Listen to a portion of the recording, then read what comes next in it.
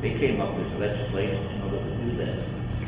So you're saying they What they you see, They didn't pass it. bore, well, they bore, the government, they lobbied to bore the legislature to come up with a section in the statute that allows them to do that. And I told them, look, you cannot do that. It's local and special legislation. It's prohibited on this Constitution. Very clear. It's local and special legislation? Oh, sure. That was local and special legislation. In fact, it was special and it was local because it affected only the borough. Okay? And the Alaska Constitution prohibits that. Right. Now And, that's clear. there is no. But that exact point was stipulated away while I wasn't here with the attorney. So you cannot really have attorneys because every one of those attorneys is a member of the Alaska Bar Association, and they call themselves officers of the court. So whether they defend you or if they sue you, those lawyers are on the other side. On our side is the Constitution, and they are on the government side. And it's some people call it a closed union shop. It's all controlled, and you're not going to go anywhere.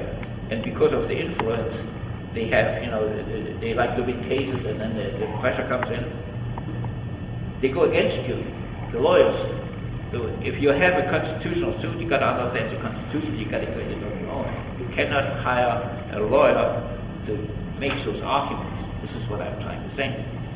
I had another case that was later on in 1986.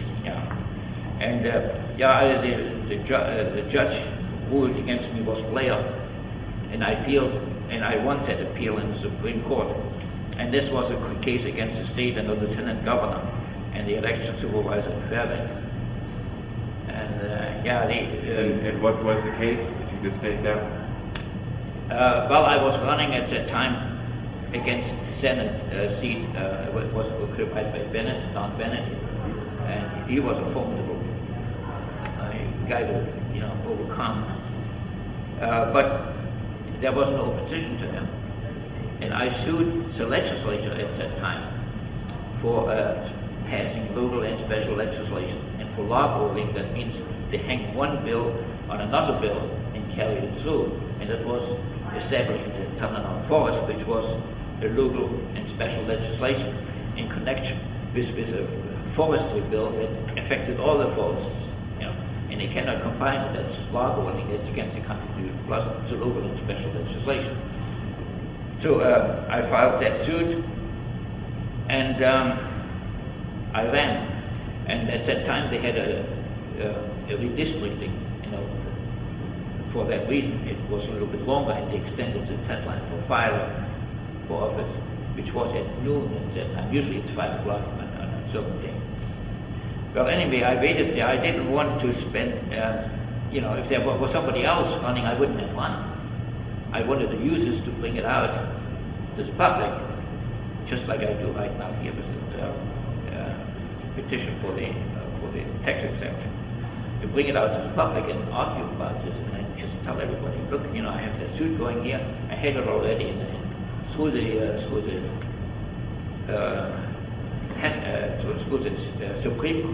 Superior Court, and it needed to file just in a few weeks my papers to the Supreme Court.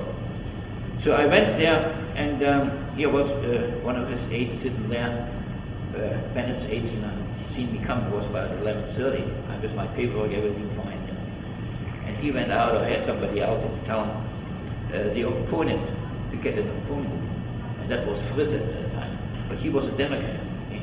And he used to be his House commissioner for the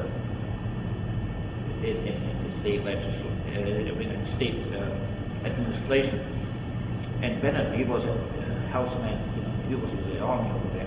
So the doctors had their man in there, and now all of a sudden I come in. They felt threatened, so they put that other guy in.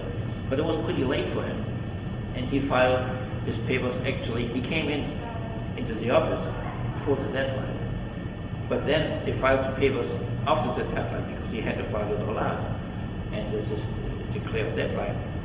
And the Okay, election. so what was the court case about that election? Well, what I said is they admitted him after the deadline. Right. And that was against the statutes, I mean, there's hundreds of cases throughout the country. And that what happened at that time. And I just said, well, look, he didn't file timely here, and get him off the ballot. And the player didn't do that, and then the situation went to the court, and they said it was moot. And it's a nice little case. I mean, there's quite a few pages. But that's a good case, and I had to go to the Supreme Court to file that. But this is exactly the same situation here. You cannot have a lawyer. This is a good effort you're making, and I see you've taken many steps in the past, all along the same track. Yeah, that's right. And so, what will you be doing after the election? Either way, whether you're elected or not. Well, I got to be elected in order continue to get signatures for your petition. Oh, well, that's right. We have to get. We put pressure on there to eliminate some sentence. Any input on the presentation? Oh, no. Just saying thank you or something? Oh, yeah, thanks for inviting me here. I received a call. I need to go ahead and take care of something. Okay, I'll thank you for coming. Yes. Right. Take care. All right. See you guys later. Well, I don't know if I made myself clear in this situation, but you cannot have a lawyer to pursue that matter because he is biased, and the government doesn't want it. And so we have to put pressure on there and convince him in a peaceful way, tell him, look, there are so many people that know what is going on, and you better eliminate the last sentence. And if you don't, we're not going to re-elect you guys because you want to be re-elected. So this is the pressure we have to put in, like any special interest group would do this month. And this is why I need that. Yeah, and then you want some of those happened at the Community and Regional Affairs Committee in Journal after that, and then the third thing is a petition by itself. Okay. Yeah, I'd be more than happy to look them over and read it.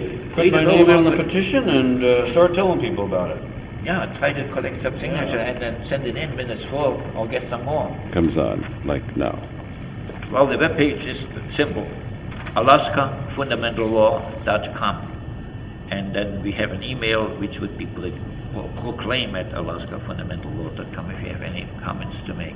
And you can go to that webpage and print out the petition. That's right. On that webpage, alaskafundamentallaw.com, you just get copies of it and collect signatures and send them. And that may be able maybe to come up with about 20 to 30,000 signatures statewide, because we cannot only put the pressure from the local legislature. That wouldn't work. We have to get people from all over the state to put the pressure on there to eliminate that last sentence and get the legislature in line with the Constitution, with the constitutional demand to provide for maximum local self-government.